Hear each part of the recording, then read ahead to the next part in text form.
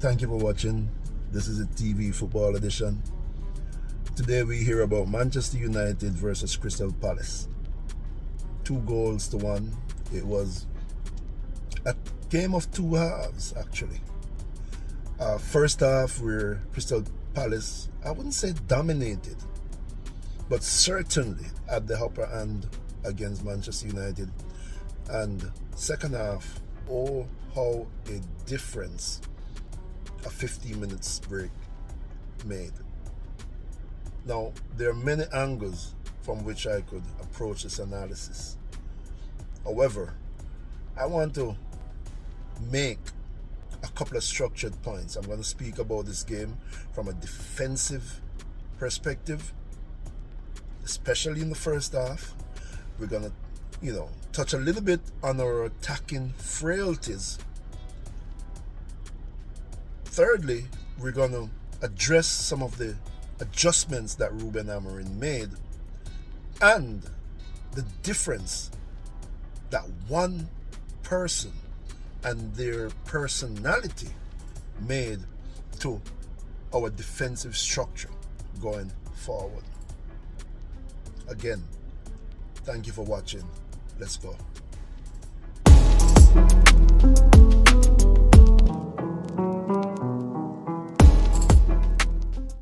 We navigated a pretty tricky and rough waters yesterday, Sunday, against Crystal Palace in a game that could have gone any way.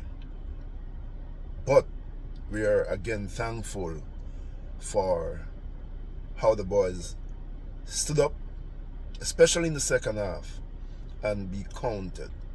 I will not gloss over or try to downplay the glaring faults that Manchester United still struggles with, especially defensively. I was thinking about this as I was watching the game.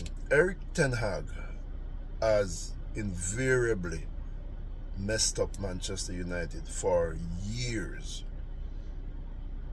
to come, and for years after his stead. Erik ten Hag bought 15 players. I want to say at least 15 players in his stint at Manchester United. And I think we could safely say maybe 5 of that 15 has turned out to be kind of okay. That's a loss in my book. And we are still struggling not just to offload players, but to rebuild a culture and to rebuild something that will at least look recognizable to us long-time and long-term Manchester United fans. But that's for another day and another topic. Today, we speak about the defensive frailties and the adjustments that were made in the second half that allowed Manchester United to take pole position in this game. I've been singing this all season. De Ligt and Euro are struggling. And wait for it. I know De Ligt had a better second half, but I'll explain to you why Matthias De Ligt had a better second half. But De Ligt and Euro are struggling. And I listened to Stephen Housen. I think that's his name. And that's one of my favorite football vloggers. I'm not only a fan of his commentary, I'm a fan of his story. But I must say this, I heard one of the most egregious statements from Stephen Housen when he suggested that Euro did not have as bad a game as people think. Are you kidding me? Are we watching the same game in the same universe, Steve? Because there's no way someone with a football brain could have watched that game and said Lenny Euro did not have that bad of a game. Firstly, let me point out some key things. De Ligt and Euro cannot defend one-on-one consistently. They panic under pressure. They have poor positioning and awareness, even in trying to recover. De Ligt either stumbles over himself or stumbles over other players. It is a recognizable pattern. And I don't know, I have recommended to him before, I know he doesn't listen yet, at least, that you just need to breathe. If you have read the situation early enough and you are proactive early enough, you won't need to be making these panicky recoveries, right? They have very poor positioning and awareness. Another deep team issue that they create is that, we know Manchester United is not the best pressing team in the world, right? However, whenever the front three tries to press, we find that our defenders are still sitting deep. I attributed it earlier to them being wanting for pace. But at this point, it is them wanting for confidence. It is their inability to trust themselves to win these one-on-one duels. Their starting positions are too deep. And let me explain. When you're in a pressing situation, if you are having to make up 3 to 4 steps to get to your mark before he gets the football, if your mark is able to receive and turn without pressure being applied, if your mark is able to play a wall pass, a 1-2, and get back in behind, running behind for that return, you are woefully off the pace. You are woefully, and you are definitely defending poorly. In defending tight on your mark, you should not be more than a step and a half, 2 away from your mark.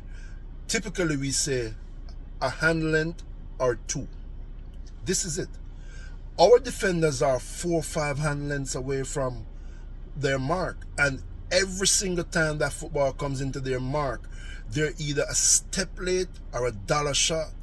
And this is why we're picking up silly yellow cards and silly fouls in dangerous areas, in dangerous spots on the pitch.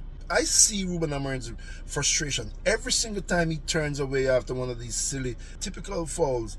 I imagine him saying in his head, these idiots. Maybe not. Maybe it's just me who's saying that. Well, you know what? I am definitely saying that.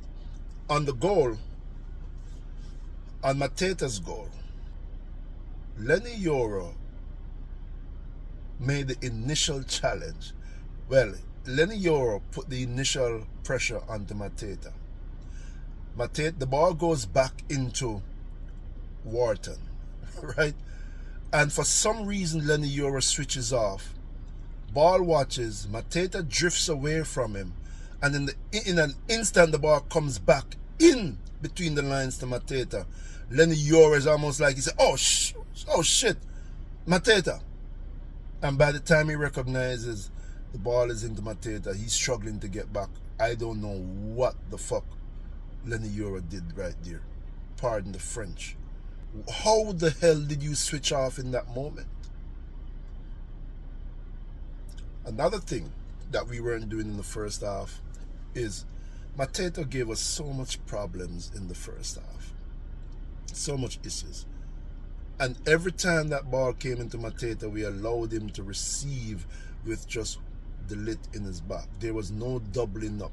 As soon as that ball comes into Mateta, there should be a doubling up. Either Lenny Yoro is gonna swivel around, or Casemiro should be. As soon as that ball comes into him, he should be doubled. We did not double at all. They created so many issues for us in that first half. We weren't tracking runners. We were just so easy to play through. It was almost hard to watch. Going forward, we had a lot of issues also.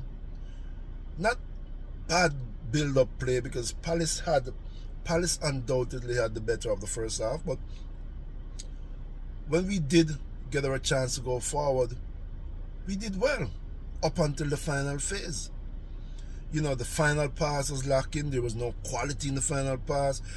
Our crosses, 60%, I counted it, 60% of our crosses did not beat the Crystal Palace first defenders.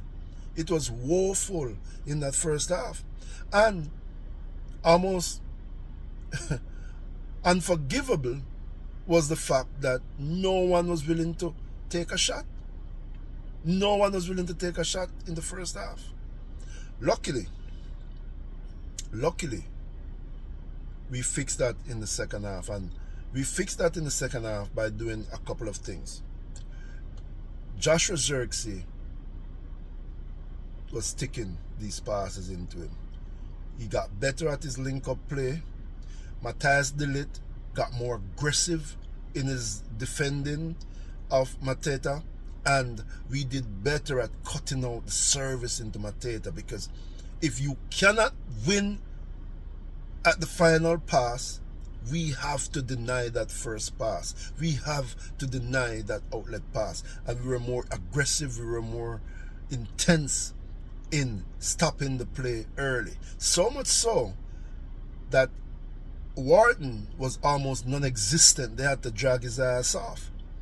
You know, and these are the things, you know, we invite so much pressure on our defenders, and our defenders are lacking in the confidence to stand up and be counted. Another thing that helped our team was Mazraoui, because with Mazraoui coming on, one of the qualities that Mazraoui has more than any other defender in our team is his proactiveness.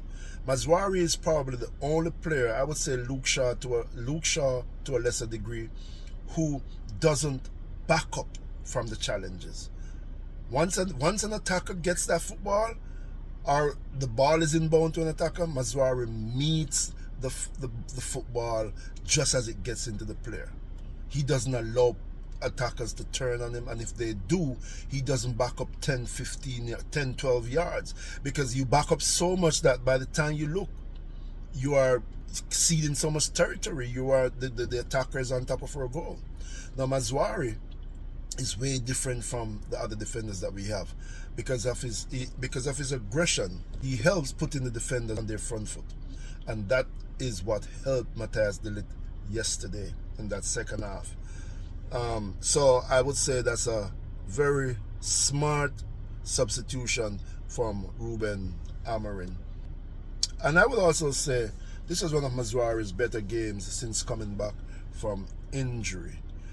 He has very good defensive reads, and he was linking up very well going forward. Zirkzee also was doing some excellent pressing. He improved in his hold-up play, and he was connecting the midfield and the attacker in far better and different ways than we have even seen from Sesko this season. And that was, what a finish. What a finish from Joshua Zirkzee. While I have not been the biggest fan of Zirkzee so far, I've always maintained that he has the best touch of all our attacking options, of all our striker options that I've seen since he at least has been at the club. I have no idea why the intensity drops so abysmally for Manchester United from game to game, from half to half, right? But we need to maintain that same intensity that we showed yesterday in that second half. We had better control, better reactions, better structure, and you know, we had a better fighting spirit, which is a huge positive. And can I also say again, Mason Mount delivers. Say what you want to say, Mason Mount has a better delivery percentage than any other player in this team right now, even more than Bruno Fernandes, because 80% of the game that Mason Mount plays in, he delivers, and that's a huge positive. So, you know, it wasn't a perfect game, but our passion, our control, and you know, our aggression, intensity had a clear improvement in that second 45, and we showed a lot of heart today. Now we need to show more of that going forward. So I think the big winners from today were Ruben Amorim, Joshua Zirkzee, Mason Mount, Casemiro again. You know, let me say something about Casemiro real quick before we sign off. Casemiro needs to stay on the pitch because one of his Achilles heels is that he gets these silly yellow cards, and I don't think Ruben Amorim trusts Casemiro to stay on after he picks up that first yellow, because he has that intention and that intensity to go in and win every 50-50 ball, and he's always a slight bit short or a slight bit slower than the opponent, and this puts him just right at that edge. But Ruben Amorim displayed a lot of trust in Casemiro yesterday and kept him on that pitch because he knew how important it was for him to play right through that game. And you know, overall, I think it was just a very good group effort from the team, and I think we deserve this. The boys deserved this. It was good thinking on that set play from Mason Mount and Bruno Fernandes, and a couple of disappointing performances, especially from Mbeumo, but you cannot fault him for his efforts. He worked and he tried and he worked and he ran and he hustled. But I think Crystal Palace's structure, especially defensive structure, was a little bit too much for Mbeumo on his own. But you know, I'll take it and we'll recalibrate and look forward to Thursday at West Ham. Until then, thank you for watching. This is a TV Football Edition. Blessings.